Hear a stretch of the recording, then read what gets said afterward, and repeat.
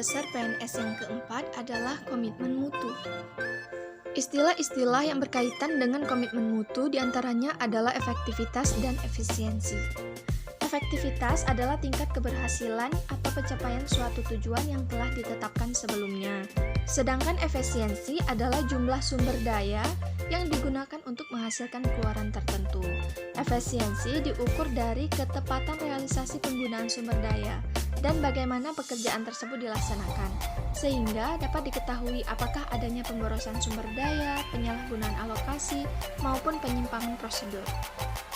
Jika dalam pelaksanaan tugas tidak memperhatikan efektivitas dan efisiensi, maka akan berdampak pada ketidaktercapaiannya target kerja.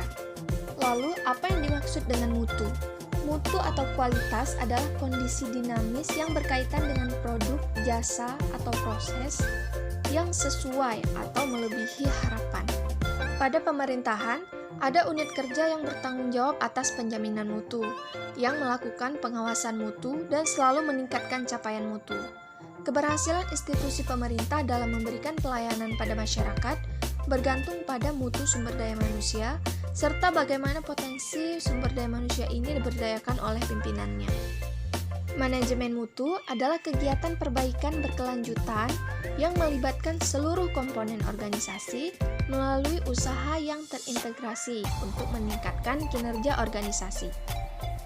Proses manajemen mutu dapat digambarkan melalui diagram sebab akibat. Tugas pimpinan adalah menyusun rencana mutu, mengawasi capaian mutu, dan menetapkan program perbaikan mutu secara berkelanjutan. Bagian bawah diagram menggambarkan tanggung jawab aparatur, yaitu mengikuti sosialisasi mutu yang telah ditetapkan oleh pimpinan, kemudian melakukan implementasi dari sosialisasi yang telah diikuti dengan tetap diawasi oleh pimpinan. Kemudian, pimpinan melakukan tindak lanjut dari penilaian terhadap capaian mutu pada output dan outcome.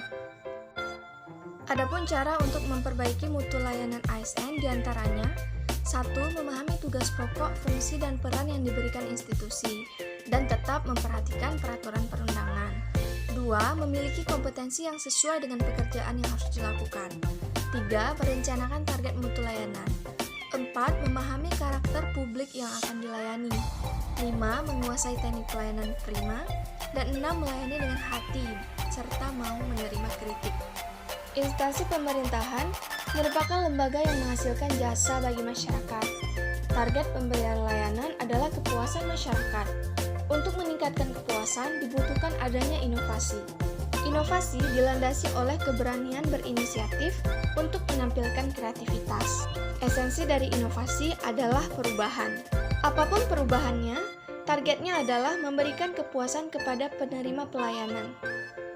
Inovasi dalam layanan publik mencerminkan hasil pemikiran baru yang memotivasi tiap individu untuk membangun karakter baru, sehingga dapat memberikan layanan publik yang berbeda dari sebelumnya, bukan sekedar menjalankan tugas saja. Komitmen mutu perlu dibangun dalam penyelenggaraan pemerintahan. Pelayanan publik yang bermutu merupakan wujud akuntabilitas dari pemerintah, selaku penyedia pelayanan publik, dan akan memberikan kepercayaan publik kepada pemerintah. ASN sebagai aparatur negara memiliki kewajiban melaksanakan kebijakan publik, memberikan pelayanan publik yang profesional, dan mempererat persatuan dan kesatuan NKRI. Nilai dasar PNS yang kelima adalah anti korupsi. Korupsi berasal dari bahasa Latin yang berarti kerusakan, kebobrokan, atau kebusukan. Secara formula, korupsi adalah diskresi atau wewenang dikali monopoli dikurangi akuntabilitas. Jadi, tanpa akuntabilitas sangat memungkinkan terjadinya korupsi. Korupsi adalah perbuatan melawan hukum. Korupsi adalah penyalahgunaan kewenangan, serta kepercayaan atau kesempatan yang diberikan. Korupsi tidak hanya melulu tentang uang, namun juga bisa berupa waktu. Ketika para aparatur negara datang dengan terlambat, pulang sebelum waktunya, dan menggunakan waktu istirahat lebih dari yang ditentukan. Ada beberapa macam jenis korupsi, di antaranya korupsi transaktif, korupsi ekstraaktif, korupsi investif, korupsi nepotistik, korupsi autogenik, korupsi suportif, dan korupsi defensif. Dampak korupsi dapat bermacam-macam, tidak hanya kerugian keuangan negara, namun juga berkaitan dengan kerusakan kehidupan. Untuk mencegah perilaku yang korup, kita harus menumbuhkan kesadaran anti korupsi. Kesadaran anti korupsi dapat dibangun melalui pendekatan spiritual.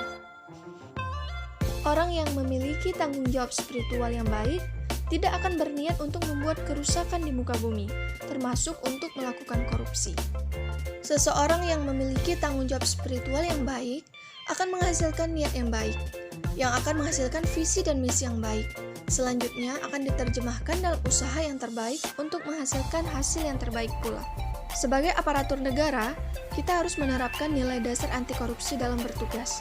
Ada 9 nilai dasar anti korupsi, yaitu jujur, peduli, mandiri, berani, adil, sederhana, kerja keras, tanggung jawab, dan disiplin.